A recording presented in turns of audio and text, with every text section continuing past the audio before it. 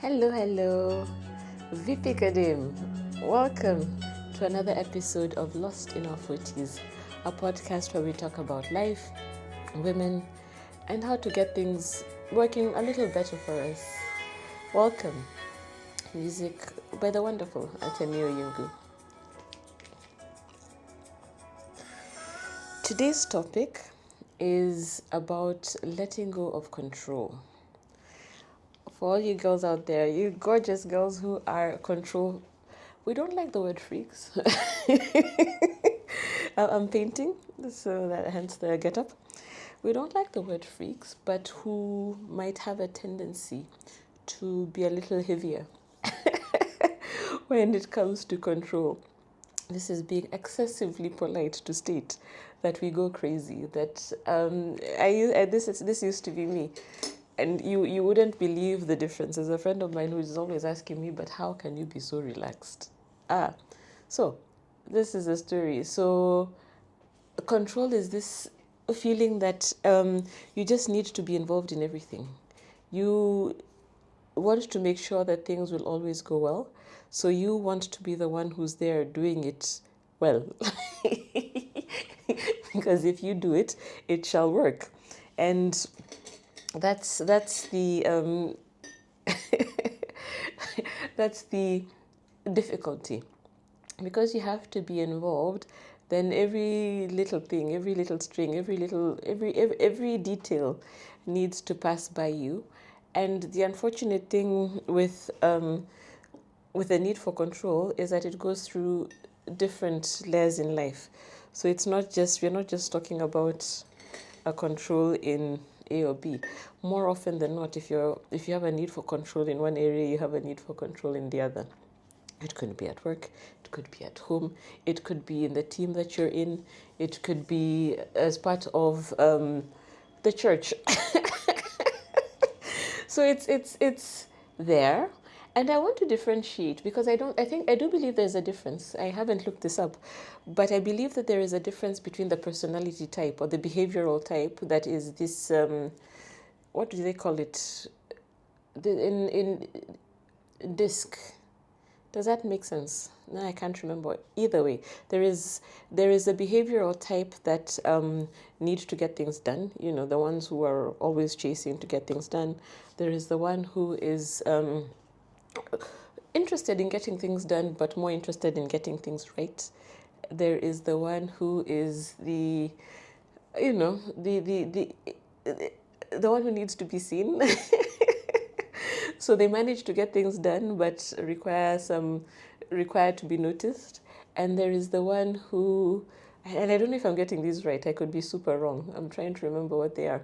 And there is the one who is more interested in gelling with people, is more interested in the human connection than in anything else.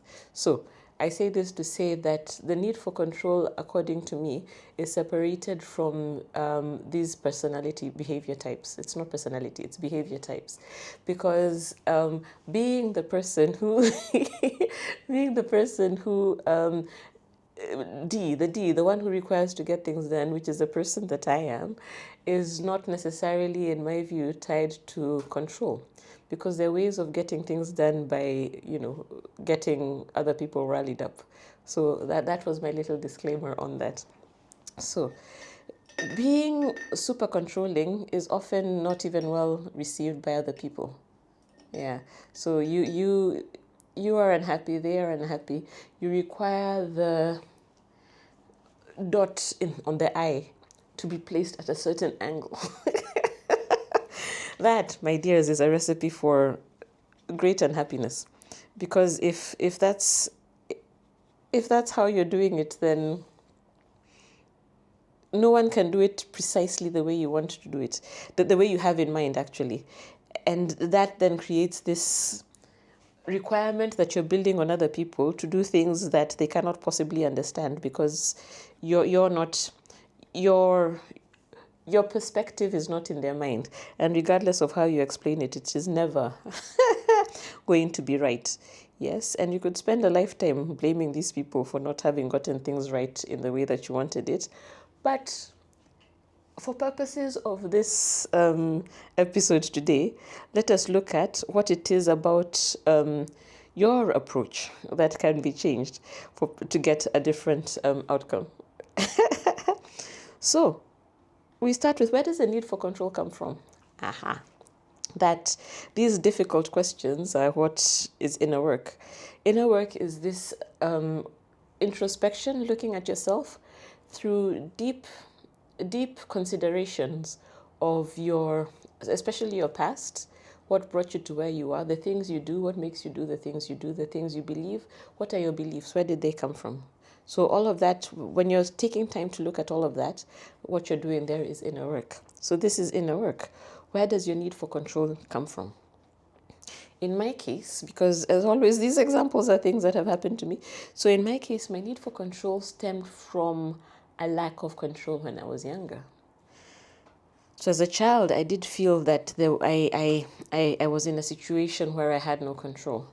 And because of that, when I found that I could take charge in a situation, that I could help determine the outcome, then I was all in. Because then that became a kind of survival mechanism for my younger child. So my younger child felt that now that we can do something, we must create the environment to make sure that it is always safe, that we can turn up. So since we are the ones who, first of all, have the ability to do it, and we are the ones who know how we want it done, we must then take control to ensure that then it fits our parameters. And so that is what happened to me. And I suspect that this is the reality for a lot of people generally. I think this one is not even just for women. A lot of people who find themselves with a need for control, it possibly stems from having had a lack of control earlier on. So this is a journal exercise for you to go sit down and sit down with a journal, pen and paper, always pen and paper preferably. I mean, preferably, not always. If that doesn't gel for you, then do what does gel for you. But then sitting down and trying to trace back from childhood to the point where you felt this lack of control, this need to take over control. What was it? What was the situation? And face the situation. It means, again, spending time with yourself and spending time with your inner child. Your inner child lives within you. We are half parts. I shall absolutely do an episode about the different parts that are within. So your inner child dwells within you. This is the child at the point, whatever it is happened, is frozen in time. So they are stuck within you, still holding on to this need for control and trying to hold on to it in any way that they can. And it is showing up, manifesting in your life today as these activities that you do that probably run you wild. You have no time, you're spread out so thin because you feel the need to do everything yourself. So this, going back into yourself and meeting your inner child. In fact, if you can find your inner child in your body, I think we've spoken about how our emotions sit in different parts of our body. So, and I'll do that maybe I'll do that as a whole separate episode in terms of body parts. And I read this book by Richard C. Schwartz called No Bad Parts. So he talks about internal family systems. Incidentally, if you ever want to hear anything, to know a little more about all these books I keep mentioning, in my website, lostinourforties.com, you will find that I keep book review. So I do have a page where I do have details about, well, not details, it's each book review is around 300 pages. So a high level view of these books and, my thoughts about them. So you're absolutely welcome to them. Yeah, you're absolutely welcome to that page. Go have a look, subscribe if you like. But it gives you an idea of what I read and where I get all these ideas from. Well, because I always do mention it. And that's actually why I started keeping doing a book review. It was for myself.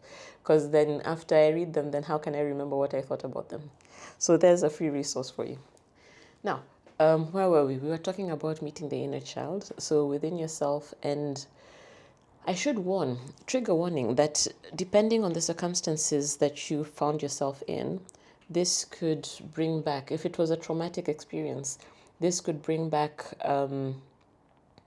it could take you back to that traumatic event, and that could have its own side effects. So if you do have a counselor or a therapist or someone else that you can speak to or have around you at the time, that is a good thing to do, because it can be very difficult to deal with these things. Because that's the thing with trauma. When we revisit traumatic situations, we feel like we are actually back there. You become that child, and the emotions that were running through you at the time do run through you again. So it is good, it is better, it is best to have the help of somebody who is trained in how to help you deal with such a situation. So just to let you know that that's something that might occur, and it might be difficult then to get over the effects of revisiting traumatic situations if you do not have help that knows what to do to get you out of it. So if this conversation is actually making you uncomfortable, that might be the sign to get help, get a therapist, get someone on your end, and then have this conversation with them and explore that part of your childhood in this well around them. So, what else to do when visiting your inner child? I hug her. This is how I hug my inner child. I close my eyes and I hug myself really tight. And in my eyes, I get the mental image of my inner child at whatever age it is that the event happened. So wherever it is that she's stuck, I find her there and have a conversation. I tell her that everything's going to be okay. I am here. She can see me. I am here. We made it. We did not get stuck here. And it is safe to let go. It is safe to let go of control. Yeah. And I enjoy the practice of hugging my inner child, because it feels like, especially then, if there was something that happened where a lack of control and maybe feeling alone, then this makes me send a message to my younger self that I'm not alone. And whether maybe that works in time backwards, that then my younger self at the time, feels better. Yes. So that is the advice I had on control, on how to let go of control. I think this is really the basis, because once you do that, then everything else, once you make peace with the situation that brought you there, then everything else becomes like an add-on. It becomes an add-on, because then after that, then if the example, can I think, the thing with control is that it was really everything, yeah? If it is, I don't know what example to give. So let's just take a random one, or maybe let's just take a random example. If it is the food, in fact, I'll give, okay, I won't give that one. It's maybe a bit too personal for one of my friends. I don't want them to feel that I've put them on the spot. But then what else? Painting, aha. What a perfect example. So how letting go of control for me in painting works is that I am free. If you see how I do my strokes here, you can see sometimes they're a little haphazard. So my painting is what do they call it? Abstract, I think that's the word for it. So it's abstract, it's images put together, painting from within, which I truly enjoy. And this is absolutely letting go of control. Because at some point when I was painting, I needed to paint things. So there's a time I was painting faces. I liked that too, but I find that this more abstract kind of painting makes me happy. So that ability to tell myself that, look, the thing that you're creating doesn't follow the rules of painting. I haven't done like a course that tells you this is how you shall touch your acrylics and this is what you shall do with them. Not at all. In fact, when I first started painting, I did a Vedic art class. I think that's what it's called. I have a blog post about it that I'll link at the bottom. And I was scared to touch acrylic paints because then I was thinking, oh my God, I don't know what to do with them. I have no, I had not painted since kindergarten probably, so no idea. And then my teacher, this lovely lady, then she just tells me, go ahead. And then I was thinking, but I want instructions. I want to be told what to do. Things like that, doing new things is absolutely a way of letting go of control. Because then I didn't have this perfection requirement set on myself. The teacher wasn't, well, she wasn't a teacher as such, but she wasn't setting any perfection requirements. I was free. I could paint outside the lines. I can't begin to tell you how liberating that was. For me, it just felt so, I felt seen. I felt, yeah, I can do things without them having to be perfect.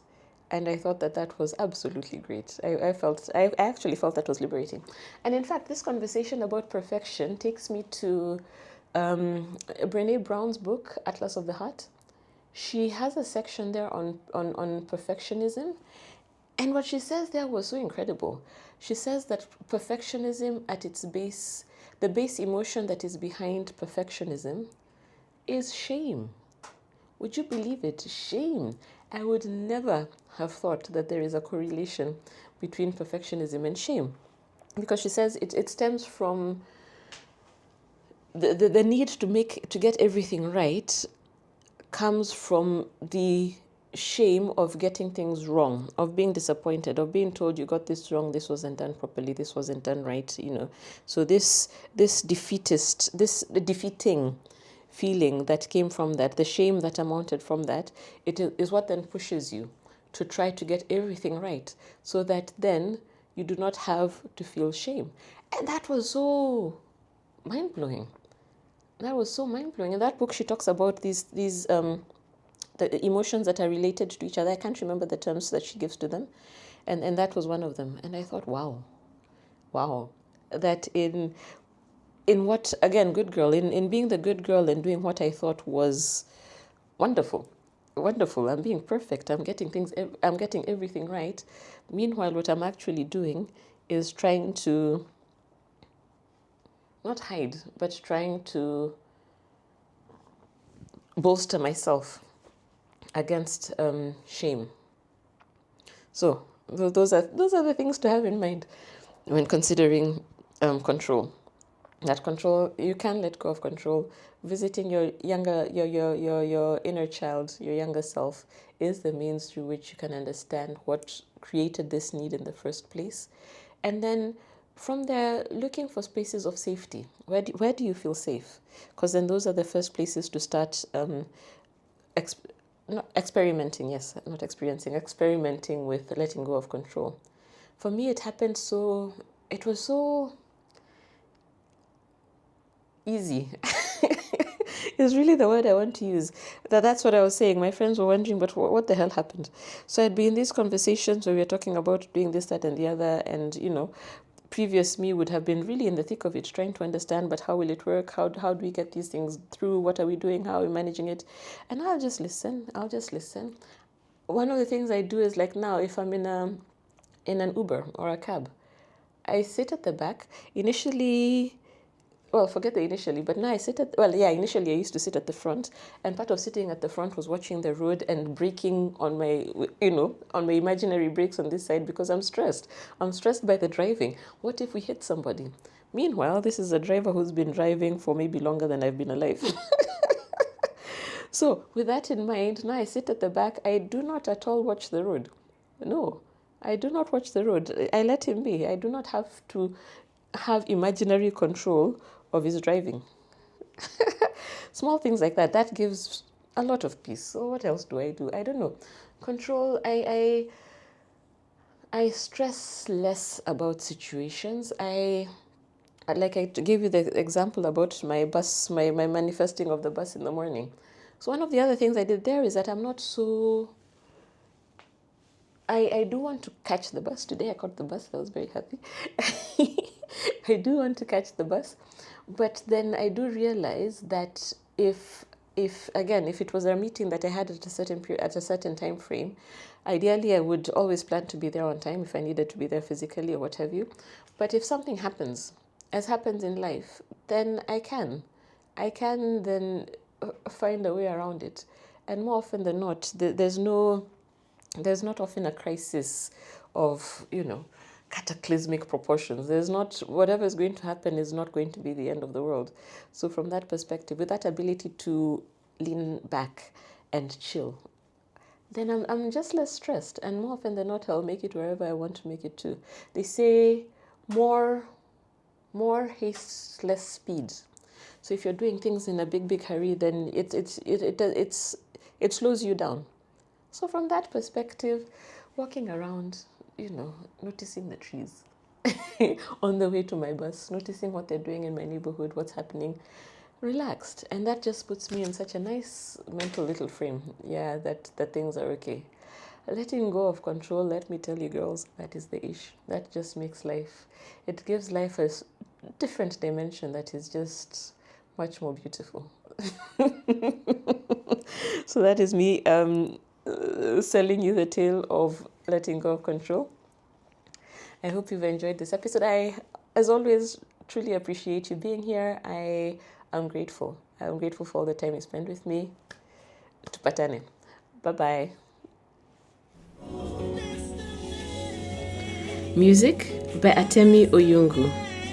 Content and production by me, Shiro. Get in touch at lostinourforties.com.